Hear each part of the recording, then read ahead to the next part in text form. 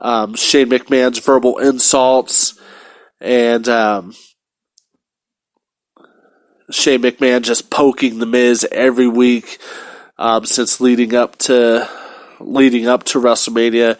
We saw him crap talk his dad. He grabbed his dad by the face at the last pay-per-view. The Miz would end up defeating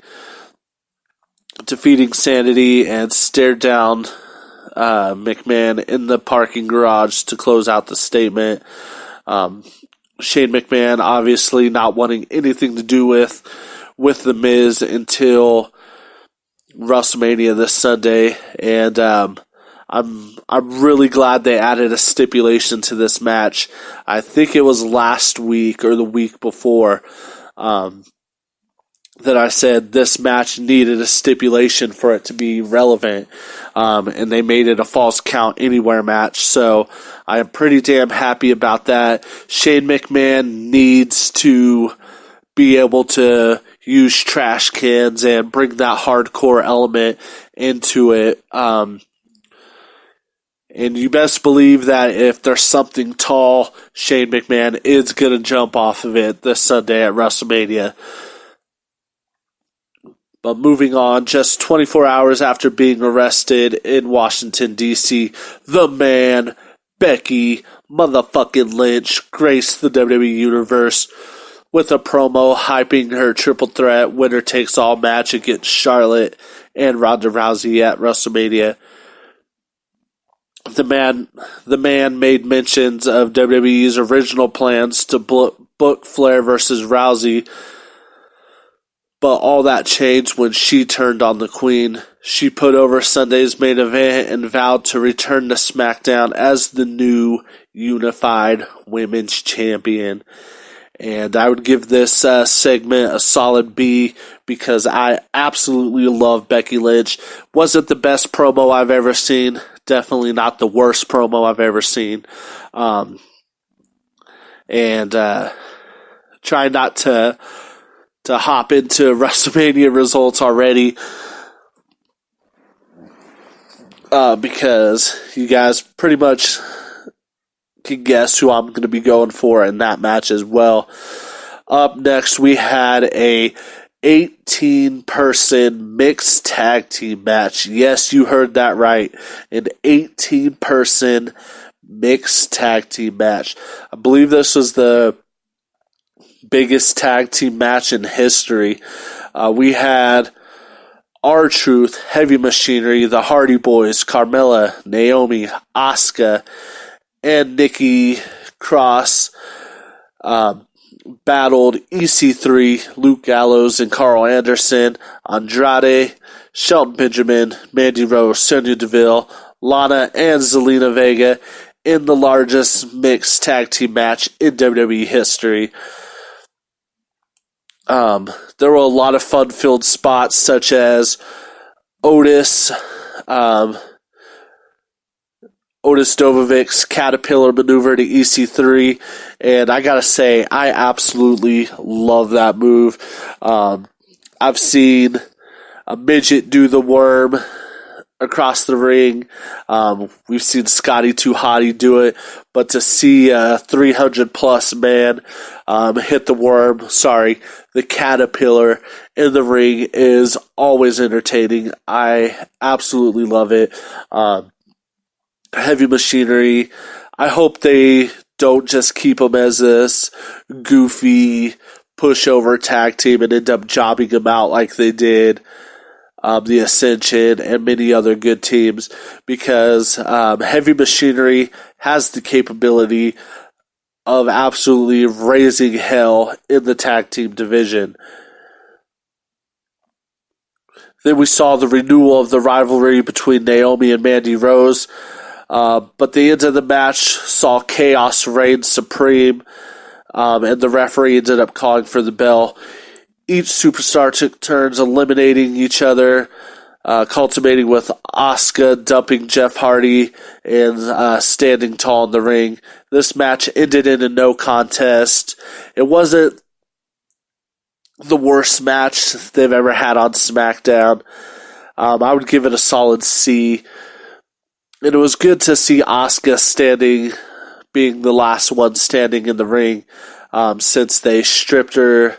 Well, they didn't really strip her of it, but they did have Charlotte beat her last week. So it was good to kind of see her getting some sort of push.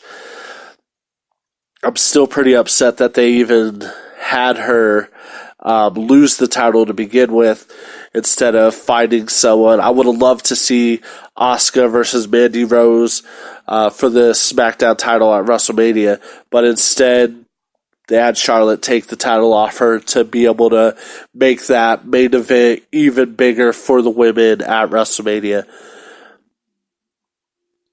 Then we had Ali versus Samoa Joe, because, again, WWE loves taking people's names and cutting them in half.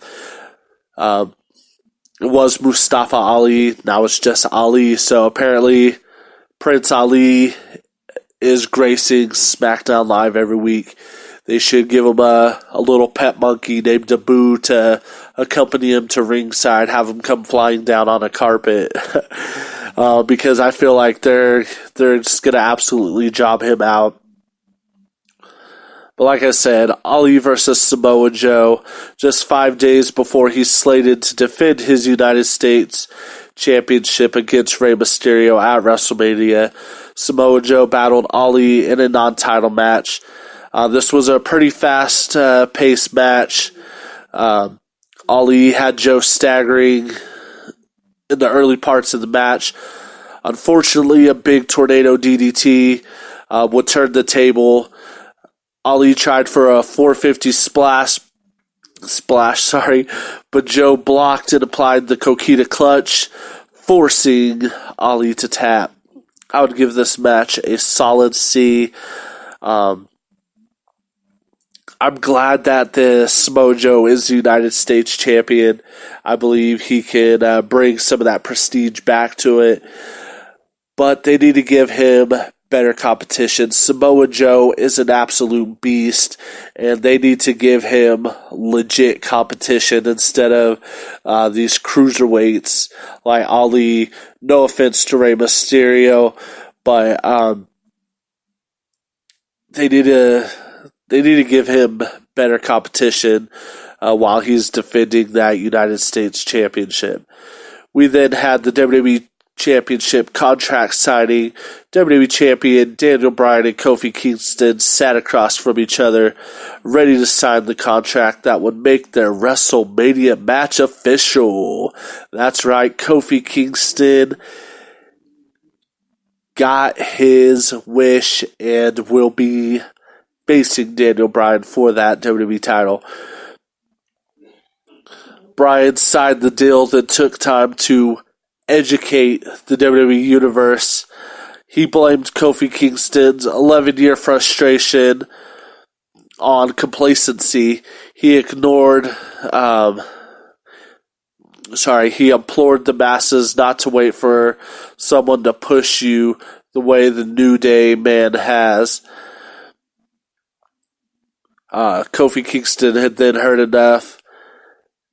He rose from his seat, told him he had watched and studied the champion's journey to getting the title, and told him, "You don't know me, you don't know what I've been through."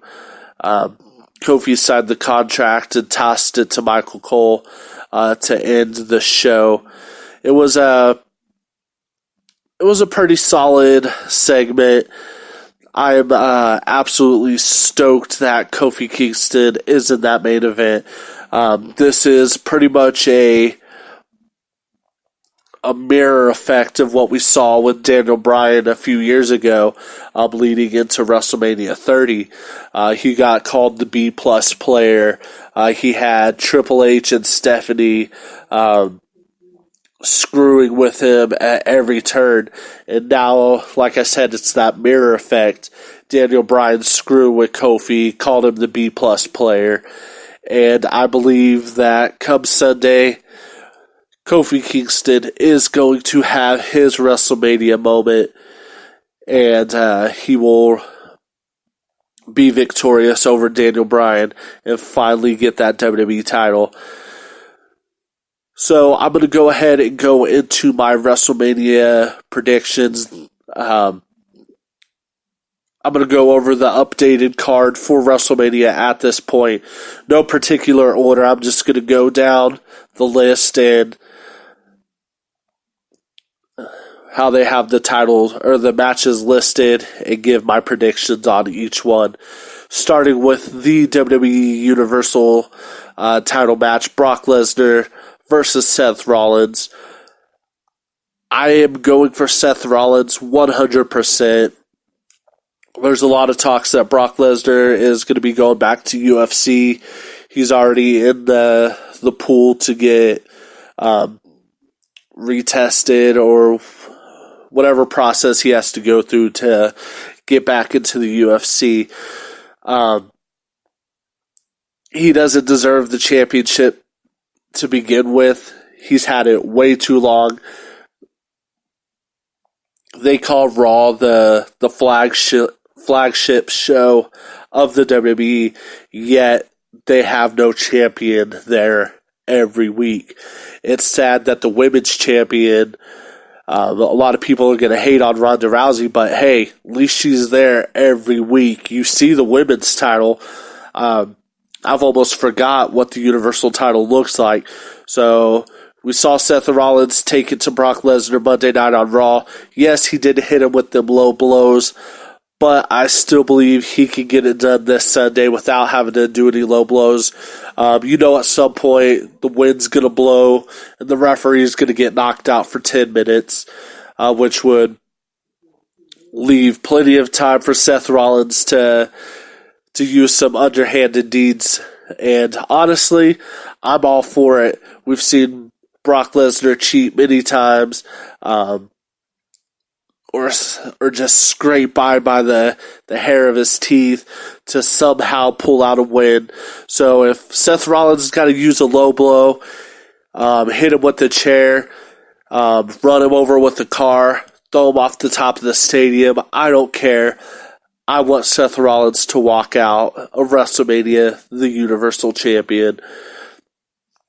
We have the triple threat winner-takes-all match. The Raw and SmackDown women's titles will be on the line as Ronda Rousey, Becky Lynch, and Charlotte will face off. And I'm 100% going for my girl Becky Lynch. When she lost the title to Asuka, I thought it was really bad timing.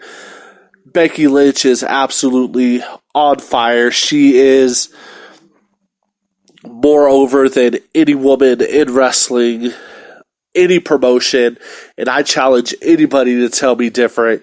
Becky Lynch is more over than any woman wrestler, any promotion today. And I think that they're finally going to give her a really good title run and that she's going to be the one to walk out of WrestleMania, the unified Raw and SmackDown champion. We then have the WWE title match, Daniel Bryan versus Kofi Kingston. I already said who I want to win this match. Kofi Kingston's finally going to get that WrestleMania moment, and he is going to walk out the WWE champion.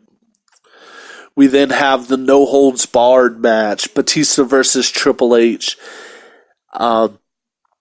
Again, 100% going with Triple H. I want to see him kick the shit out of Batista all over that arena. And at the end of the match, I want to see Batista sitting in the ring crying and, I quit.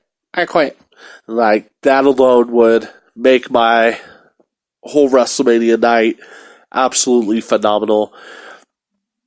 We then have Kurt Angle's farewell match, which will be Kurt Angle versus Baron Corbin.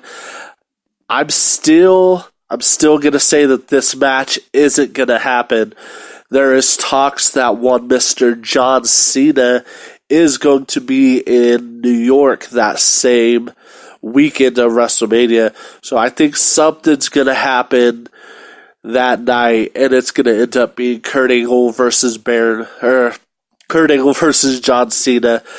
Either way, I think Kurt Angle will be the one to come out on top.